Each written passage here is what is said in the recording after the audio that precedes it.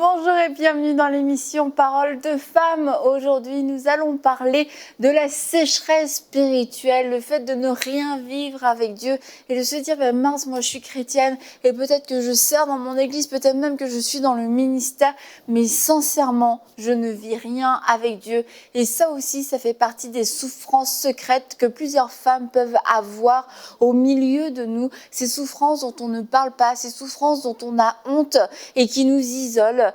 On ne sait même pas comment prier quelquefois par rapport à ça et surtout on a très peur d'en parler aux autres. On a l'impression qu'on est les seuls à vivre ce genre de choses et depuis le début de la semaine, on a parlé des tentations sexuelles et je crois que vous avez reçu des délivrances. Si vous n'avez pas suivi l'émission, je vous encourage à aller la voir. C'est la femme chrétienne et les tentations sexuelles et nous avons prié pour vous. Nous avons prié aussi pour vous lorsqu'on nous avons parlé des complexes du corps et hier on a parlé Nadine des mauvaises pensées, comment surmonter, se débarrasser de ces mauvaises pensées de haine et de jalousie qu'on pouvait avoir. Et aujourd'hui on veut parler de cette sécheresse spirituelle qui quelquefois s'est transformée en hypocrisie finalement parce qu'on ne sait pas comment le dire que moi je lis plus ma Bible, je ne prie plus, oui je viens à l'église, oui je fais mon service et en fait ces choses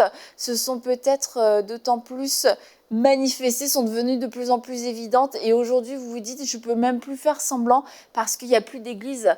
Parce qu'on ne peut plus se rassembler et le confinement, la fermeture d'église me met face à cette réalité et je suis obligée de reconnaître spirituellement c'est sec de chez sec et aujourd'hui je crois que le Seigneur va venir vous inonder et que vous allez pouvoir expérimenter sa présence comme vous ne l'avez pas expérimenté depuis peut-être des mois, depuis des années parce que Dieu est bon, il ne veut pas vous laisser dans cet état et tu as prié pour que les choses changent, tu as prié pour que ça se termine, pour que ce désert se termine et je crois qu'aujourd'hui c'est le jour de ta visitation.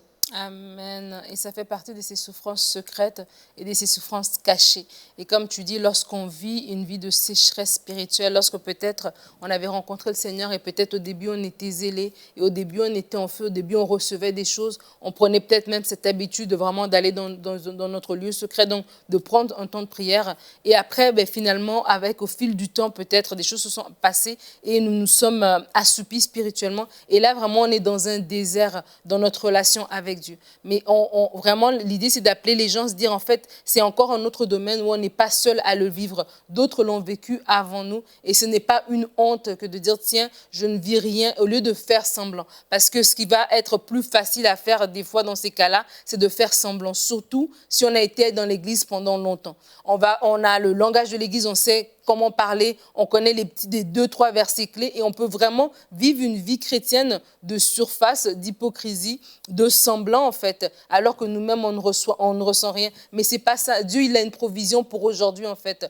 On a peut-être eu des choses extraordinaires hier, mais aujourd'hui encore, il a aussi quelque chose d'extraordinaire à nous donner, à ce qu'on peut vivre avec lui. Et vraiment, la première des choses, c'est de reconnaître en fait cette sécheresse, en fait, de dire, tiens, c'est vrai, Seigneur, c'est dur. Je ne sens même plus ta présence. Je me suis même remis en question. J'ai rétrogradé peut-être même pendant tout ce temps hors de la maison de Dieu, ce temps de confinement où j'étais peut-être à la maison. Je me suis rendu compte, en fait, tiens, j'y allais plus par habitude, j'y allais plus parce que je rencontrais sœur Intel ou quelque chose, ou bien parce que j'avais un département dans lequel j'œuvrais. Et en fait, tiens, je me rends compte que non, quand on enlève toutes ces choses-là, il reste plus rien. Qu'est-ce qui s'est passé? Et vraiment, la première étape, c'est de faire cela, en fait, de dire, Seigneur, oui, tu peux me rencontrer dans ma maison. Et ça, c'est important que les gens le sachent, que Dieu peut vous rencontrer dans votre maison. Il va vous rencontrer dans votre maison où vous êtes, alors que vous criez à lui, alors que vous dites, oui, c'est vrai, je vis cette sécheresse,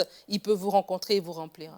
L'un des pièges par lesquels certaines personnes peuvent passer, justement, c'est de tomber dans des activités comme ça, faire plusieurs choses, justement pour ne pas sentir ce vide. Parce que quand on est chrétien, vraiment, la sécheresse spirituelle, c'est dur. Ça, c'est quelque chose que... c'est une réalité, en fait. Mais pour ne pas sentir ce vide, on peut tomber dans des activités et commencer à faire plusieurs choses comme ça différentes en pensant que ce sont ces activités-là qui vont combler ce vide qu'on a à l'intérieur. Mais c'est pas... parce que toi, tu parlais du confinement quelque part en disant que les activités ont été enlevées, mais il y a plusieurs activités aussi qui se sont greffées avec le confinement. Et on peut tomber dans ces choses-là, penser qu'on est actif spirituellement, mais alors que ce n'est pas vrai, parce que justement, on veut combler ce vide. Ce que je veux dire, c'est que ce vide se comble vraiment dans la présence de Dieu. Il n'y a pas quelque chose à côté qui peut combler ce vide-là. Il se comble dans la présence de Dieu. Et c'est vraiment... La vie chrétienne machinale est vraiment terrible. Moi, quand je prie parfois, rien que... Si je ne sens peut-être pas la présence de Dieu, moi, je trouve ça peut être difficile, quelquefois. Je sais que je vis par la foi, je sais que Dieu est là, mais ça peut être difficile. Maintenant, j'imagine une personne qui vit la sécheresse spirituelle. Moi, je me dis, c'est vraiment terrible. Ça peut vraiment être quelque chose de terrible, mais ça se règle dans la présence de Dieu. Dieu se laisse trouver par ceux qui le cherchent. Et alors qu'on choisit d'aller dans sa présence et de le chercher, il y a quelque chose qui va se passer. Il y a des choses qu'on va vivre et là, c'est comme la vie. Quand tu sens la présence de Dieu, c'est comme s'il y a une vie qui jaillit à l'intérieur de toi. Et là, tu vas pouvoir retrouver en fait cette vie-là, ce plaisir que tu as dans la présence de Dieu. Et le cercle vicieux qu'il peut avoir, c'est je vis dans ce désert parce que je me suis mise moi-même dans ce désert, je n'ai pas cultivé ma relation avec Dieu. Et finalement, on en arrive à croire, de toute manière, c'est ce que je mérite. Dieu ne veut pas venir me visiter, Dieu ne veut pas venir m'inonder, ne veut pas venir me parler parce que j'ai pas passé de temps avec lui, donc je ne le mérite pas. Et finalement, on s'éloigne de plus en plus de Dieu avec des sentiments aussi de honte et de culpabilité vis-à-vis de Dieu. On a honte d'être dans sa présence, de dire je vais pas prier, ça fait tellement longtemps que j'ai pas prié, maintenant je vais lire ma Bible, je vais faire quoi? Je vais lire 2 versets, franchement ça sert à rien. Il me faudrait une semaine. Il me faudrait une semaine de retrait spirituel, et parce que on se dit c'est comme ça que les choses vont repartir. Mais en fait, déjà, sachez que Dieu est vraiment bon. Il veut vous manifester sa présence dès aujourd'hui. Il ne veut plus que vous passiez un jour de plus loin de lui. Il est la solution à cette sécheresse. Il est l'eau abondante. Il est les fleuves d'eau vive. Il est cette vie que vous recherchez. Il est cette vie pour cette terre aride, pour cette sécheresse que vous êtes en train de traverser. Il n'est pas celui à éviter. Non, il est vraiment la solution. Et Dieu nous accueille à ce moment-là sans condamnation. Il dit, approchez-vous de moi et je m'approcherai de vous. Et on peut faire ce premier pas, on peut aller dans sa présence, oui, même si ça fait 1 mois, 6 mois, 1 an qu'on vit rien. C'est une invitation perpétuelle qu'on a, une invitation ouverte que Dieu nous dit, mais approchez-vous de moi, venez à moi, vous qui êtes fatigués et chargés. Mais il ne dit pas, venez à moi, vous qui êtes spirituels et super en forme spirituellement. Il dit non, tu es fatigué, tu es chargé, tu sais plus comment faire, tu sais plus comment prier, tu sais plus quoi faire de ta vie, t'en peux plus, viens à moi, toi qui es fatigué et chargé, et je vais te donner du repos. Je vais pas te donner une claque, je vais pas te donner une punition, je vais pas te donner une réprimande, je vais te donner du repos. Et je veux aussi te donner des instructions pour que tu puisses te rétablir, pour que les choses puissent changer. Et ça, c'est vraiment la première chose à se dire, je dois aller vers Dieu dans ce désert. Et même si j'ai pas prié depuis longtemps, même si j'ai pas lu ma Bible, c'est pas un problème. La Bible, Dieu la connaît par cœur. Non, mais je veux dire, j'ai pas lu ma Bible depuis longtemps, j'ai pas 5 versets à débiter devant Dieu. Non, Dieu veut notre cœur et il veut qu'on vienne et qu'on dise, écoute Seigneur, je viens fatiguée, épuisée, je viens complètement à plat, complètement déconnectée, mais je veux venir te rencontrer. Viens me rencontrer dans ce désert. Ce que tu dis est tellement important parce que justement, l'une des erreurs que tu peux faire, c'est de te dire que tu n'as rien à dire à Dieu. Vu que c'est sec, il n'y a rien qui se passe. Et justement, tu peux dire à Dieu, Seigneur, je ressens que c'est sec et qu'il n'y a rien qui se passe. Et là, déjà, c'est une façon de le chercher. Parce qu'il y a des gens comme ça qui vont te dire, oui, mais j'essaye, mais j'ai rien à dire. en fait, tu peux vraiment dire, c'est lui dire que tu n'as rien à dire. C'est une façon déjà d'entrer dans sa présence et de connecter avec lui. Et aussi, il faut avoir ce désir de recevoir de Dieu. Parce que comme tu disais, Annabelle, quand tu vas dans la présence de Dieu, Dieu, il est prêt, vraiment. Il t'attend. Il t'attend déjà dans cette présence-là. Donc maintenant, c'est à toi d'avoir... il faut vouloir recevoir de Dieu.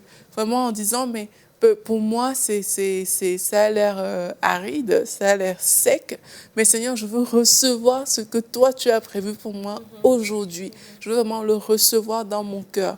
Et ça aussi, c'est des choses qui ravivent comme ça, des flammes à l'intérieur de nous. Et qu'on n'ait pas peur de dire ce qu'on ressent à Dieu par rapport à notre vie spirituelle. Vraiment que ce soit pas, que Dieu ne nous juge pas par rapport au fait qu'on a prié hier ou avant-hier. Ou qu'on on peut dire à Dieu, Seigneur, sincèrement, j'ai plus envie.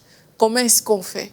Et puis, c'est comme ça qu'on aura la réponse. Mais si tu ne dis jamais ces choses à Dieu, si tu fuis, mais là, à un moment ou à un autre, ce qui va arriver, c'est que tu vas te retrouver comme le fils prodigue qui se sent quand même obligé de revenir à la maison. Mais tu n'es pas obligé de passer par toutes ces étapes-là. Tu peux juste dire à Dieu, Seigneur, actuellement, je sens que j'ai envie de m'éloigner, j'ai envie de fuir. Qu'est-ce qu'on fait? On fait comment? Aide-moi dans cette situation et Dieu, il te répondra. Quand on parle de sécheresse spirituelle, Jésus l'a dit, celui qui croit en moi, des fleuves d'eau vive couleront de son sein, comme dit l'Écriture. Et vraiment, j'ai cette pensée en fait pour des personnes qui sont dans l'Église depuis longtemps. Et en fait, vous fonctionnez très bien lorsque l'Église fonctionnait en fait. Et là, vous êtes dans une période de sécheresse, mais c'est parce qu'en fait, vous n'êtes pas né de nouveau. Vous étiez dans l'église, vous étiez allé parce qu'on vous avait invité et vous êtes arrivé, vous avez trouvé une belle atmosphère, vous avez trouvé une belle louange, vous avez trouvé des valeurs qui vous rencontraient, une prédication qui vous motivait, qui vous encourageait et vous avez fait cette expérience-là, cette expérience sociale, cette expérience de communauté en fait avec les autres, cette expérience même relationnelle d'amitié. Et maintenant en fait, les mois, les semaines ont passé et vous êtes dans un temps de sécheresse, mais c'est en fait parce que ce lien direct avec Dieu, vous avez besoin de l'expérimenter en fait. Vous ne pouvez plus passer par votre pasteur, vous ne pouvez plus passer par sœur untel, c'est vous et Dieu. Vous qui croyez en Dieu, des fleuves d'eau vive vont couler de votre sein. Et comme le dit l'Écriture, Dieu se révèle à chacun d'entre nous. Et vous n'avez pas besoin de passer par quelqu'un. Le seul intermédiaire, c'est Jésus-Christ qui est l'intermédiaire lui seul. Et vraiment aujourd'hui, je vous invite à vous rapprocher de Dieu tout simplement et à dire, Seigneur, révèle-toi à moi directement. Je crois que je suis venu vers toi par l'expérience de quelqu'un d'autre, par un désir peut-être d'accompagner quelqu'un et c'était bien. Mais jusqu'à présent, je me rends compte en fait qu'il y avait un pas qui manquait. Et aujourd'hui, je suis prêt à faire ce pas. Et c'est tout simplement comme Aurélie l'a dit, dans des mots tout simples, dans des mots qui sont les vôtres, pas les mots de quelqu'un d'autre, vos mots à vous. Et vraiment, je vous invite peut-être à mettre pause si vous écoutez cette émission sur YouTube, sur MCI TV, ou attendre la fin de l'émission si vous l'écoutez sur Canal ou sur satellite, mais de dire, tiens Seigneur, je veux faire cette prière, ou je viens vers toi sincèrement. Moi, Nadine, je viens vers toi. Moi, vous dites votre nom. Je viens vers toi, Seigneur. Seigneur, je te remercie pour mon frère et ma sœur qui, à la lumière de cette émission, se reconnaît. Il reconnaît qu'il est sec. Il reconnaît qu'il n'y a rien il y a un désert dans sa vie en ce moment. Mais en fait, qui se dit, tiens, j'avais une expérience d'église, une expérience communautaire. J'ai fait une expérience sociale et non une expérience personnelle de rencontre avec Jésus-Christ. Je te prie, Seigneur, de te révéler à ce frère, de te révéler à cette personne comme le Seigneur, comme le Sauveur. Seigneur, je te remercie parce que maintenant, alors qu'elle est dans sa chambre, dans sa maison, dans son salon, dans sa voiture, peu importe où est-ce qu'elle est, tu la rencontres personnellement parce que tu veux te révéler à elle personnellement. Et Seigneur, lorsque nous croyons en toi, lorsque nous nous approchons de toi, lorsque nous nous accrochons à toi, toi qui es le cep, nous portons des fruits, nous portons du fruit, Seigneur Dieu. Merci Seigneur parce que tu permets à cette sœur et à ce frère de porter du fruit. Je prie Seigneur pour des temps de rafraîchissement. Je prie Seigneur alors qu'elle fait cette prière de façon sincère, que automatiquement, de façon surnaturelle, des mots sortent de sa bouche, alors qu'avant qu'avant peut-être la prière était mécanique, alors qu'avant la prière était sèche, alors qu'avant elle avait du mal même à aller dans ta présence, alors qu'elle fait cette prière sincère qui vient vraiment du fond de son cœur. Il y a comme un nouveau niveau qui se débloque dans sa relation avec toi. Elle est capable de prier et des mots sortent de sa bouche. Elle prie, elle prie, elle prie. Saint-Esprit, je prie aussi que tu viennes la rencontrer. Je prie pour le baptême de l'Esprit. Seigneur, je prie pour toutes ces personnes qui soupirent après le baptême du Saint-Esprit. Oh Seigneur, nous ne pouvons rien faire sans toi. Nous avons besoin de toi, Saint-Esprit, pour avoir une vie chrétienne riche, une vie chrétienne abondante, une vie chrétienne avec du discernement, avec des fruits de l'Esprit, une vie chrétienne qui n'est pas sec, qui n'est pas mécanique, qui n'est pas religieuse, mais qui est vraie, qui est véritable. Nous aspirons après cette vie véritable et nous te demandons, Saint-Esprit, de venir rencontrer comme des langues de feu. Viens te poser dans la maison, sur les têtes de chaque personne qui aspire après toi. Oh Seigneur Dieu, nous prions pour des rencontres véritables, des rencontres véritables. Nous prions pour le tout à coup du Seigneur. Seigneur, je prie pour ton tout à coup dans la vie de ce monsieur, dans la vie de cette dame qui crie après toi, qui veut être altérée, qui veut être désaltérée par toi, Seigneur. Seigneur, nous aspirons. Nous aspirons à ta présence, nous aspirons à ton toucher, nous aspirons à plus de toi. Viens te révéler à nous, Seigneur Jésus. Viens te révéler à cette personne, viens te révéler à cette sœur, viens te révéler à ce frère. Seigneur, donne un nouveau élan dans sa vie, un nouveau élan dans son intimité avec toi, un nouveau élan dans sa vie de prière, un nouveau élan dans sa consécration, un nouveau élan, Seigneur. Nous aspirons à ce nouvel élan. Et nous savons que tu peux le donner. Nous savons que tu peux le donner. Tu aspires à des gens qui te donnent leur cœur, qui tournent vers toi leur regard. Seigneur, nous voulons plus de toi. Seigneur, je prie pour plus de toi dans la maison de mon frère, plus de toi dans la maison de ma sœur. Viens rencontrer ceux qui sont dépressifs, ceux qui ont des pensées suicidaires, des pensées de méchanceté, des pensées d'impudicité, ceux qui sont pris dans toutes sortes de complexes. Viens rencontrer véritablement, parce que tu le fais, nous le croyons, dans le nom de Jésus. Amen. Amen. Merci Seigneur pour ce temps de visitation, ce Alléluia. temps où tu viens inonder, ce temps où tu viens remplir, tu viens remplir Seigneur ces hommes et ces femmes qui ont soif de toi, ces hommes et ces femmes qui soupirent après toi. Ils soupirent après toi. Merci pour tes eaux vives qui coulent maintenant. Merci pour tes eaux vives qui coulent comme des fleuves, comme des cascades, une cascade incessante qui vient inonder une terre qui était aride, une terre qui était sèche. Oh, merci pour ta présence qui est disponible maintenant. Merci Seigneur pour ce temps de visitation,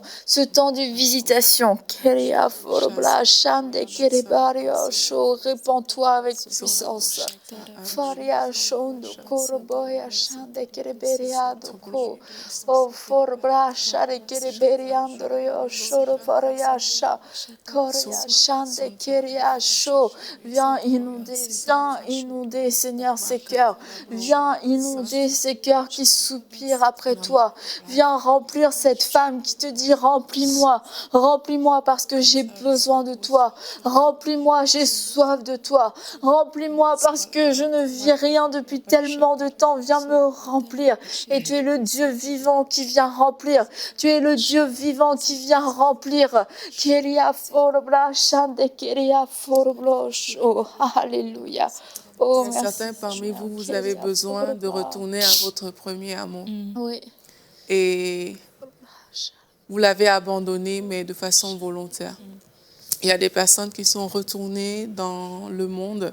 Vous êtes retournés à ce que vous aviez vomi et vous pensiez pouvoir jouer un pied dedans, un pied dehors. Mais ça ne fonctionne pas comme ça. Et cette sécheresse s'est installée alors que vous avez emprunté ce chemin. Et aujourd'hui, c'est aussi une occasion, alors qu'on est en train de prier que le Saint-Esprit vous remplisse, c'est une occasion vraiment de se repentir et de dire à Dieu, Seigneur, je suis fatiguée de cette vie-là. Je ne veux plus de ce un pied dedans, un pied dehors. Je ne veux plus de cette vie. Aujourd'hui, je choisis d'embrasser ce premier amour. Rappelez-vous, quand vous avez rencontré le Seigneur, comment c'était bon. Comment est-ce que vous soupirez après lui? Comment est-ce que vous passez tant de temps dans sa présence? Mais qu'est-ce qui s'est passé? Le premier amour a été affecté. Et je vais prier pour vous, pour que la flamme de ce premier amour puisse encore brûler dans votre cœur. Vraiment, que cette soif de Dieu puisse encore être augmentée, qu'elle se décuple. Et je prie que vous rencontrez le Seigneur même comme vous ne le connaissiez pas avant. Je prie afin que vous découvriez de nouvelles dimensions, des choses que vous n'avez jamais vécues avec Dieu. Tout simplement parce qu'aujourd'hui, vous avez choisi de vous repentir. Vous avez choisi de dire à Dieu, Seigneur, je délaisse ce chemin, je délaisse cette voie. Vous avez également choisi de renverser toutes les excuses que vous avez placées devant vous. Pour certains, vos excuses, c'était parce qu'il y a le confinement, les églises sont fermées, alors je choisis de ne plus avoir de vie spirituelle. On renverse cette excuse au nom de Jésus. Et Père Céleste, regarde le cœur de tes enfants. Là où, Père, il y a des personnes qui ont tout simplement délaissé leur vie spirituelle parce que les églises ont été fermées. Seigneur, nous te demandons pardon. Nous te demandons pardon parce que ta présence a été banalisée, parce qu'on est arrivé à la conclusion que peut-être tu n'étais plus utile, que ça ne servait plus à rien de t'avoir dans la vie. Seigneur, je te demande pardon pour toutes ces personnes. Et alors que les gens se repentent maintenant, je prie afin que la flamme du premier amour anime la vie de toutes ces personnes, Seigneur Jésus-Christ. Que ta flamme brûle dans les cœurs. Que l'amour, Père éternel, qu'elles ont pu ressentir un jour dans leur vie pour toi, Seigneur, que cet amour brûle dans leur cœur à nouveau. Et je prie, Seigneur, afin que cet amour dépasse tout ce qu'ils ont connu jusque-là, Seigneur Jésus-Christ. Seigneur Jésus, merci, parce que toi, tu t'empares des cœurs maintenant, alors qu'on est en train de prier. Tu fais ce travail dans la vie de mes frères et sœurs. Tu t'empares des cœurs, tu saisis les cœurs, tu saisis les pensées, tu saisis les consciences, Seigneur. Et j'appelle une nouvelle soif de toi, une nouvelle soif de ta personne, une nouvelle soif de connaissance de Christ, une nouvelle soif de ta parole. Je sais, Père éternel, qu'alors qu'on prie pour cette soif, tu te manifestes, Seigneur. Tu te laisses trouver par ceux qui te cherchent. Et alors que tes enfants sont dans leur maison maintenant et qu'ils crient à toi, que tu les remplisses, alors que certains ont été baptisés de l'Esprit de Dieu. Seigneur, je prie afin que ce feu de l'Esprit qui ne s'éteint pas s'attache à leur vie, que ce feu de l'Esprit s'attache à leur cœur, le feu qui entretient le premier amour. Je prie afin que cela s'attache à ces personnes dans le nom puissant de Jésus-Christ. Merci pour ton œuvre extraordinaire, Seigneur, que tu as accomplie. Je te rends gloire et honneur, Seigneur Jésus-Christ. Alléluia. Amen. Je crois que plusieurs d'entre vous, vous avez regoûté à la présence de Dieu et vous dites ça fait tellement du bien. Et ce n'était qu'un aperçu, ce n'était que des prémices. Et surtout, ne méprisez pas ce moment qui vient de se passer, ces quelques minutes. N'ayez pas peur de vous dire oh, est-ce que ça va revenir? Oui, ça va revenir. Ça devient le nouveau normal, votre nouvelle normalité, sans accusation, sans condamnation. Parce que le Seigneur vous aime et il a voulu vous démontrer toute sa bonté, il a voulu vous démontrer sa fidélité en vous disant regarde, là au milieu d'une émission, tu as senti ma présence, au milieu d'une émission, tu as senti les eaux vives, tu t'es senti revivre. Alors imaginez ce que Dieu peut faire chaque jour dans votre vie, quand vous avez du temps, quand vous êtes dans votre voiture, quand vous êtes chez vous, ne vous privez plus jamais de cette grâce. Et pour terminer aussi, je voulais aussi encourager les gens à ne pas regarder à ce que les autres vivent comme étant le point d'arrivée. On a tous des relations personnelles avec Dieu et quand on regarde les autres, quand on entend les autres, on peut se laisser Intimider. Ouais, voilà, intimider. Oh, la sœur un tel, elle se lève tous les jours à 5 heures et puis finalement se faire voler ce qu'on vient de vivre, se dire moi je me lève pas à 5 heures, donc est-ce que je vis dans le désert, est-ce que je suis charnelle, est-ce que je manque est-ce que je suis pas assez spirituelle? Absolument. Et vraiment, j'invite les gens à avoir cette relation personnelle. Comme un père, en fait, Dieu est notre père. Il a une relation personnelle avec chacun de ses enfants. Et aussi, je veux aussi encourager les gens à prendre des fois des temps de retraite personnelle. Et quand je dis retraite personnelle, c'est pas que tu vas dans une montagne quelque part. C'est vraiment juste dans ta maison. Tu prends ta Bible, tu t'assois, tu lis ta Bible, tu médites, tu parles au Seigneur, tu mets une louange, une adoration. Tu prends ce temps avec Dieu et on n'est pas dans la performance. C'est pas un temps, voilà, faut que je fasse autant de minutes parce que un tel fait autant de minutes. Toi, prends ce temps-là. Et peut-être que tu auras l'impression qu'il n'y a rien qui se passe, mais sache que Dieu est là. Et il y a un dépôt qui se met dans ton cœur au fur et à mesure que tu fais ces choses. Et vraiment, j'encourage les gens à le faire. C'est pas obligé d'être compliqué. C'est pas obligé d'aller très loin. Ça peut être une maman qui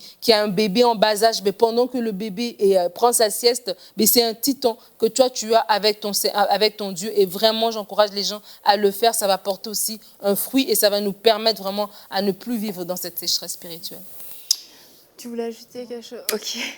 Donc on a été vraiment heureuse de passer toute cette semaine avec vous et je crois que le Saint-Esprit a fait de grandes choses, que le Saint-Esprit a opéré de grandes délivrances dans votre vie et que ce qui était pour vous un sujet de honte, un sujet de tristesse et d'isolement a été aujourd'hui exposé à travers la parole de Dieu, a été exposé dans la présence de Dieu et que le Seigneur a pu opérer des délivrances. Et je veux vous encourager à tenir ferme dans ce que vous avez reçu. Ce que vous avez reçu lundi, c'était pas juste pour cette semaine, même si les choses essayent de revenir, même si des tentations essayent de revenir, des tentations sexuelles, des tentations, des pensées encore d'adultère qui reviennent, tenez ferme sur ce que vous avez reçu, non pas sur vos propres forces, mais regardez à ce que Jésus a accompli à la croix. La croix n'est pas quelque chose de passager, la croix n'est pas quelque chose de saisonnier. Non, la croix est une promesse qui est durable, une promesse qui est sûre et certaine.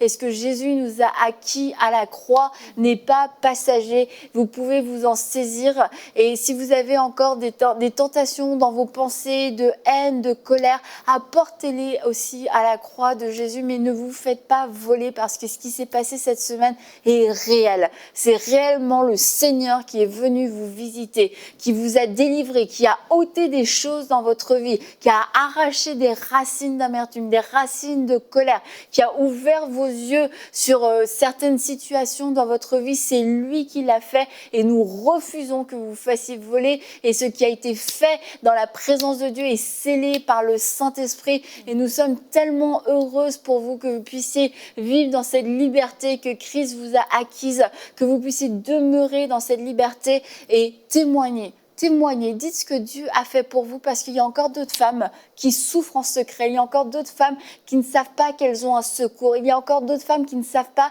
qu'elles peuvent être délivrées. Alors témoignez-leur. Soyez sensibles à ce que le Saint-Esprit va vous dire parce que ces femmes souffrent et ce que vous avez expérimenté, elles ont aussi besoin de l'expérimenter.